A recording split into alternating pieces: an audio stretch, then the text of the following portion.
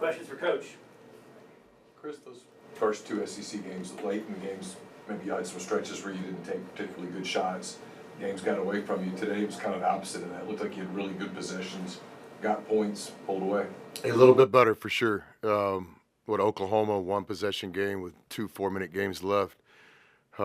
Just didn't finish. And then the other night here against Arkansas, we're right there. So he has a focal point, to play the game the right way. Trying to teach the guys to understand, like, it's not just like we got to win the game. Like, what do you think the other guys are saying? Like winning, there's a way to win the game. So you have to do the things that's required. And one of those things is we didn't want to have a turnover late game. We wanted to try to get the best shots we could. We did have a couple delayed possessions, I think, where Ilias took a long shot. But in those moments, again, at least it's not a turnover, so we can set our defense and get back. So just happy for the guys. Lots to learn from this. But I did think we finished the game better today than we have previous games. Missouri hit 5 3-pointers within the first 10 minutes of the game, but then only hit 2 the rest of the way. What did you do differently defensively to kind of slow them down from behind the arc? Well, I think fortune's always a part of this game. The guy that gets up here and just talks about his team always kind of rubs me the wrong way. So I think Missouri got some good shots tonight, and fortune went our way finally. But I do think there was a cognitive effort. There was a focus, especially at halftime leading into the second half, to guard the three-point line a little bit better. So we made a couple of adjustments. But above all, I think the guys were in tune. I think the last 4 or 5 minutes of the game where we went to basically a no-threes defense, the guys did a decent job executing that. Not long ago, we talked to you in here, and you were talking about how effort and trying some new guys, you could do that to bring that about. Are you starting to see more of that? Did you see that kind of toughness with Augusta and Gordon and those guys? Something you've been looking for about a month? Yeah, we just continue to be a team that's going to be strength in numbers. We got to make sure depth continues to be an ally and it doesn't go the other way. To do that, you got to have really high character, unselfish people. Let's talk about Gusto tonight. I don't know if he got in the game in the first half. Corey Chest was playing hard and physical.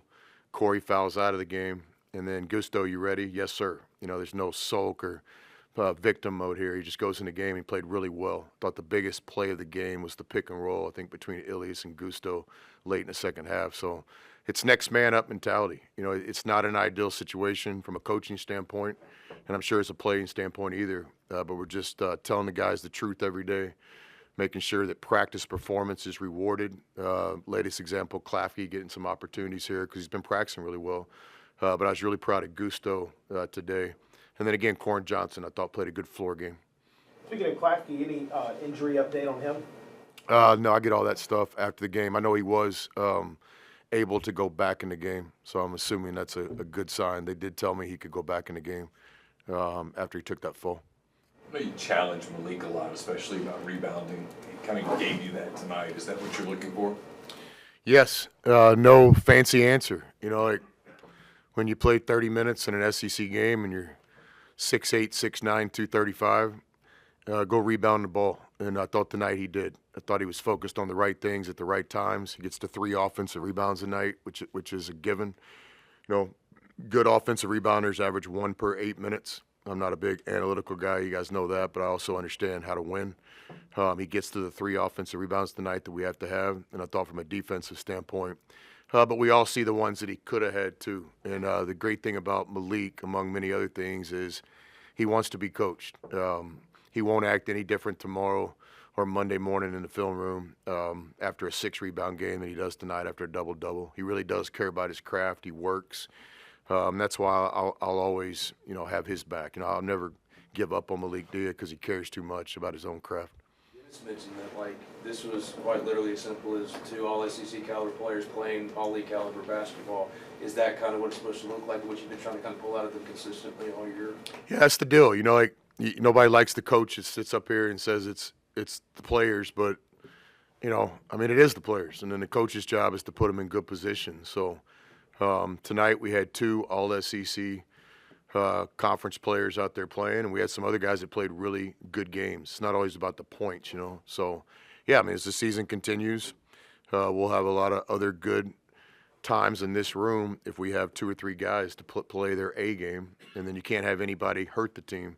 And tonight, I thought everybody, Travis Perry was ready to play tonight, shot good shots. It's just Again, we go with AJ extended minutes because of the way he's playing. And great thing about Travis is he could potentially score 25 the next time we play. So this is our team right now. This is our reality.